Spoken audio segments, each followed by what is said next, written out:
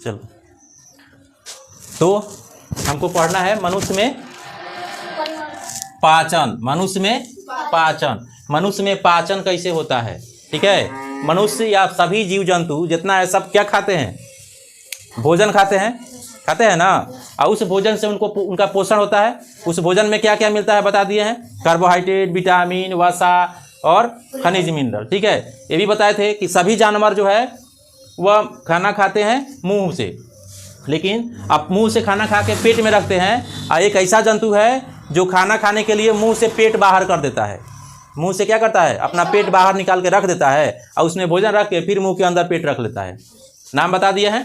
ठीक है, चलो अब है मनुष्य में जब पाचन होता है तो सबसे पहले मनुष्य जो है भोजन कहाँ रखता है, मुंह में रखता है। ठीक है, और जब मुंह में रखता है तो मुंह में दांत होता है, जीभ होता है। ठीक है, और दांत जो होता है मनुष्य में टोटल कै गो दांत होता है, 32 गो। 32 गो में 20 गो दांत जो होता है वो जीवन में एक बार टूट जाता है। 20 गो दांत क्या होता है, हाँ, जिसको दूध का दांत बोलते हैं। कौन सा दांत, दूध के दांत, दूध के दांत। तो दूध के दांत जो होता है 20 गो होता है। जब बच्चा देखते हो कि 4-5 साल का होता है तो दांत क्या लगता है, टूटने लगता है। आगे का 10 गो ऊपर का, 10 गो नीचे का, साइड का दांत जो है नहीं टूटता है। ठीक है, तो 20 गो दांत जो होता है दूध का दांत होता है। टोटल 32 गो होता है, लेकिन तुम लोग अभी गिनोगे तो कै गो दांत होगा अंदर, 30 गो। 2 गो दांत जो सबसे लास्ट में होता है उसको जमने में बहुत टाइम लगता है। हो सकता है कि बुढ़ा जाओ तब तक जमते रहे। ठीक है, तो दांत का काम क्या होता है, मुंह में जो दांत होता है उस दांत का काम क्या होता है। दांत को पहले काम है कि भोजन को काट काट के छोटा छोटा टुकड़ा करना, यही ना काम है। और भी एक दांत का काम है, दांत का काम बोलने में भी मदद करता है। और दांत रहता है तो चेहरा सुंदर दिखता है ना। और जिसका दांत पूरा झड़ जा होता है, मतलब पूरा दांत टूटा रहता है, तो उस आदमी का चेहरा देखोगे तो कैसा दिखेगा, अच्छा नहीं दिखता है। वो बोलेगा तो फ्रेश बोलता है, नहीं बोलता है। तो दांत का और भी काम है, खाली खाना काटना पचाना, यदि खाना को काटना ही नहीं, तोड़ना ही नहीं, दांत का और बोलने में ही मदद करता है और चेहरा को सुंदर भी दिखाता है। ठीक है, और जीभ का काम क्या होता है, जीभ जो हमारे अंदर होता है, वो जब हम खाना खाते हैं तो दांत जब टुकड़ा टुकड़ा करता है तो जीभ काम क्या करता है, फेंटने का काम करता है। खाना को क्या करता है, फेंटने का काम करता है, और उसके बाद पीछे धकेलता भी है, तब हम ना खाना निगलते हैं। तो जीभ का काम ये भी है कि खाना को फेंटता है। जैसे मुंह में जब हम खाना को काटते रहते हैं दांत से तो लार होता है, लार के साथ भोजन मिलते रहता है, तो मुंह चलाते हैं तो जीभ भी क्या होता है, उसको मिलाते रहता है। ठीक है, उसके बाद जब भोजन मुंह में छोटा छोटा पीस हो जाता है तो वहीं से भोजन का पाचन क्या होता है, शुरू हो जाता है। भोजन का पाचना वहीं पे शुरू हो जाता है। अब यहीं पे यहाँ पे एक ग्रंथि होता है जिसको लाला ग्रंथि कहते हैं। क्या कहते हैं, लाला ग्रंथि कहते हैं। ठीक है, लार ग्रंथि, लाला ग्रंथि कहते हैं। इसी मुंह में होता है और यहीं से लार निकलता है, लार बनता है, जो भोजन के साथ मिल के उसको क्या करता है, मुलायम बना देता है, लसलसा बना देता है, और उसके बाद हमको निगलने में क्या होता है, आसानी होता है। तब भोजन का पाचन मुख से ही शुरू हो जाता है। ठीक है, इस लाला ग्रंथि में 3 गो एंजाइम होता है। एक होता है टाइलिन, एक होता है एमाइलेज और एक होता है म्यूलिन। ठीक है, टाइलिन जो होता है उससे लार निकलता है, वो भोजन पचाता है। एमाइलेज जो है जो भी भोजन के साथ कीटाणु होते हैं खतरनाक, उसको मार देता है। और म्यूलिन जो खाना को चिपचिपा बना देता है, जिससे हमको निकलने में आसानी हो जाता है। ठीक है, उसके बाद यहाँ पे देख रहे हो एक पाइप है, दिख रहा है ना, एक पाइप की तरह संरचना है, जो एक भाग इसका मुंह में खुला है और एक भाग इधर पेट में खुला है। यही पेट है, ये जो दिख रहा है ना, इसी को आमाशय कहते हैं, मतलब पेट यही है। तो पेट है, एक भाग इसमें खुला हुआ है और एक भाग मुंह में।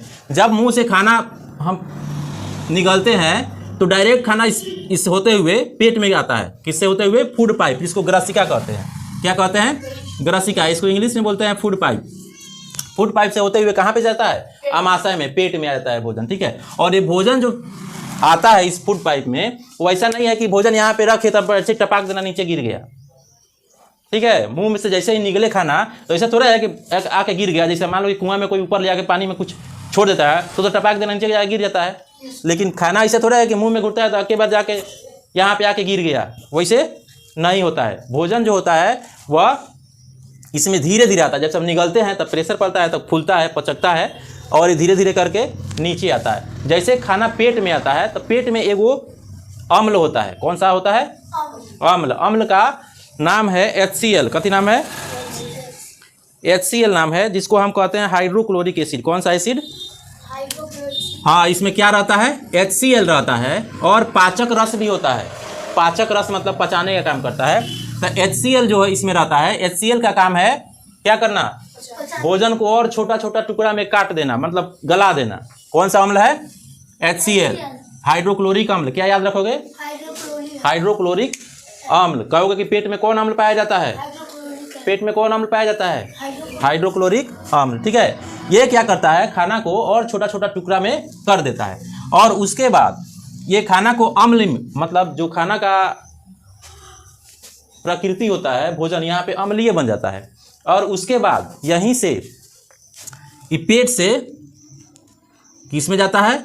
छोटी आंत में। किस में जाता है? हाँ, 2 आंत होता है। ये जो लपेटा कुंडली तो दिख रहा है, ये छोटी आंत है बीच में, और बड़ा जो है वो बड़ी आंत है। छोटी आंत और बड़ी आंत। छोटी आंत का लंबाई होता है लगभग 7.5 मीटर। ठीक है, मतलब कहीं इससे कम भी ज़्यादा रहता है, लेकिन लगभग 7.5 मीटर छोटी आंत की लंबाई होती है। किसकी? छोटी आंत की लंबाई कितना? 7.5 मीटर। अब बड़ी आंत की लंबाई 1.5 मीटर। कितना?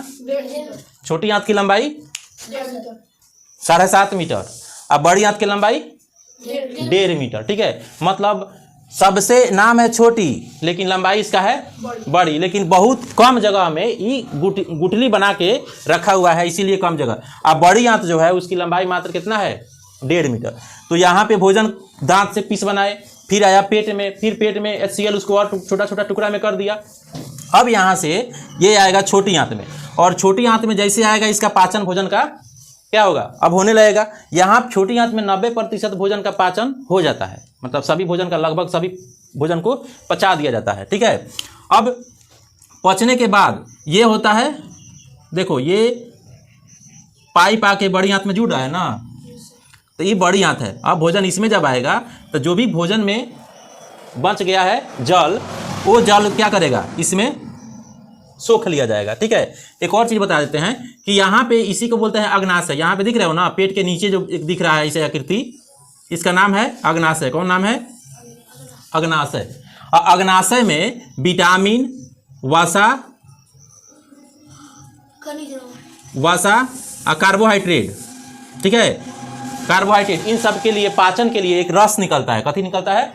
रस। ये रस जब निकलता है तो सबको बदल देता है। जैसे कार्बोहाइड्रेट को बना देता है ग्लूकोज में, कार्बोहाइड्रेट को किसमें बदल देता है? ग्लूकोज में। वसा को बदल देता है वसा अम्ल में, मतलब ग्लिसरॉल में। और बाकी जो प्रोटीन होता है, प्रोटीन को बदल देता है एमिनो एसिड में। किसमें? एमिनो अम्ल में। प्रोटीन किसमें बदल जाता है? अमीनो अम्ल में। अब ये सभी जब आता है छोटी आंत में, जब भोजन का पाचन होने लगता है, 90% भोजन का पाचन हो जाता है, तो छोटी आंत में के दीवार में, छोटी आंत के दीवार में एक उंगली जैसा रचना होता है, जिसको कहते हैं दीर्घ रोम। क्या कहते हैं? दीर्घ रोम। वो क्या करता है कि जितना भी सामान है, मतलब भोजन खाने में जितना भी आवश्यक मिनरल मिला, कार्बोहाइड्रेट मिला, प्रोटीन, वसा, विटामिन, जितना चीज़ मिला, वो क्या करता है? उसको अवशोषित कर लेता है। क्या कर लेता है? अवशोषित कर लेता है। और अवशोषित करने के बाद उसका वहन हो जाता है, मतलब खून के साथ वो सभी अंग को ऊर्जा, विटामिन, सब क्या किया जाता है? भेज दिया जाता है। ठीक है, उसके बाद छोटी आंत से खाना जब बड़ी आंत में आता है, तो बड़ी आंत में खाना का भोजन में जो बचा हुआ जल रह गया है उसका अवशोषण कर लिया जाता है। उसके बाद ऐसे होते हुए फिर क्या होता है?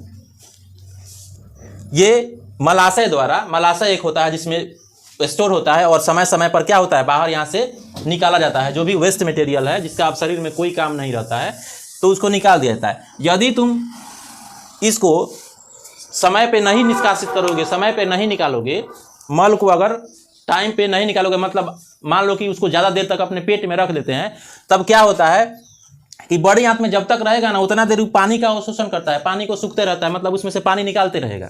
ठीक है, अगर तुम ढेर टाइम लगा दिया, मतलब मान लो कि जहाँ टाइम है लेकिन 2-3 घंटा तक नहीं गया, तब क्या होगा कि तुम्हारा जो मल होगा सूख जाएगा। ठीक है, मतलब क्या होगा? जो मल में पानी की मात्रा होती है वो खत्म हो जाएगा, तो तुमको वहाँ पे क्या होगा? परेशानी होगा। ठीक है, बिना मतलब का भाई बीमारी का बुझाएगा कि बीमारी हो रहा है। तो समझ में आया भोजन का पाचन कैसे होता है। आगे देखो, ये यहाँ पे एक यकृत है, लीवर जिसको बोलते हैं। यकृत जो है तो इस साइड में होता है, इसको लीवर बोलते हैं। यहाँ पे एक पीत बनता है, क्या बनता है? पीत। और यहाँ पे एक छोटी सी थैली होता है, पीत की थैली, जिसको कहते हैं पित्ताशय। ठीक है, पित्ताशय कहते हैं। पीत भी पाचन का काम करता है। पीत भी क्या करता है? पाचन का काम करता है। ठीक है, खाना खाने के पहले, खाना खाने के बाद जस्ट पानी बहुत नहीं पिया जाता है। क्यों? क्योंकि खाना जब खाओगे और उस समय ज़्यादा पानी पियोगे ना, तो जितना पाचक एंजाइम होता है ना, उसको पतला बना देता है, जो आसानी से भोजन को पचाएगा नहीं, तो तुमको क्या होगा? दिक्कत होगा। एक और बात मिलाते हुए, खाना खाने के बाद जस्ट क्या होने लगता है? नींद आने लगती है। आता है ना? क्यों? क्योंकि जब पाचन का काम शुरू होता है, जैसे हम खाना खाते हैं, जब पाचन का काम शुरू होता है तो बहुत सारा खून यहाँ पे चल आता है पचाने के लिए। पाचक जहाँ पर, वहीं पे ज़्यादा खून की मात्रा हो जाती है। क्यों? क्योंकि यहाँ से उसको ढो के ले जाना रहता है। ठीक है, अब इससे मस्तिष्क में खून की कमी हो जाती है, इसीलिए हमको नींद के जैसा अनुभव होने लगता है। समझ में आया? तो खाने का मनुष्य में पाचन कैसे होता है, ये आपको हम क्या किए, बता दिए। आशा करते हैं समझ में आ गया होगा। ठीक है।